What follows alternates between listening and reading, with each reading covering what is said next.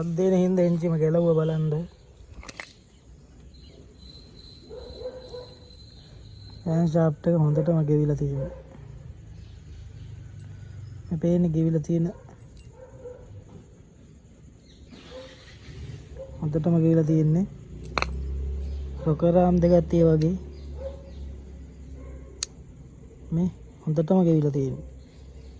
එතකොට මේක දැන් මේ තත්ත්වෙන් දුවන්න බෑ. සද්ද එනවා. ඉතින් එතකොට අපි හිතන්නේ රොඩ් එක ගිහිල්ලා කියලා. ඇත්තටම රොඩ් එක ගිහිල්ලා නෙමෙයි. ඉතින් වෙලා තියෙන්නේ මේක තමයි. රොඩ් එක ගියා වගේ ලොකු සද්දයක් එනවා. ඉතින් මේක තමයි හේතුව. දැන් මේ කෑලි දෙකම මේවා ඉතින් හදන්න කරන්න බෑ. මේවා හදනවට වඩා හොඳයි අලුතෙන් දාන එක.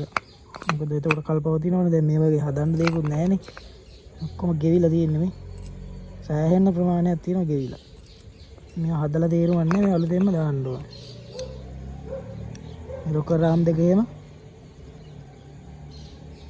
අලුතෙන්ම දාන්න ඕනේ. ඉතින් අපි හදලා ඉවරලා බලමු මොකද තත්ත්වය කියලා.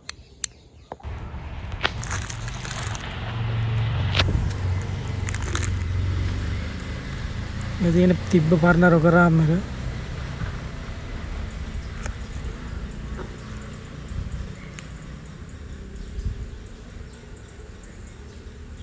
පේනවනේ පට්ට විදියට ගෙවිලා තියෙන්නේ. ආයෙ ගන්නම් බැරි වෙන්න මම අලුතෙන් දෙකක් ගෙනාවා. මේ තියෙන මේ දෙක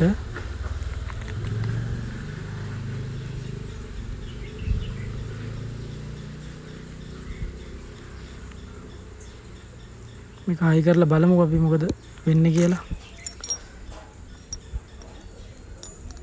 පරණ එකත් එක්ක කම්පෙයාර් කරලා බලද්දි පේනවනේ තියෙන වෙනස.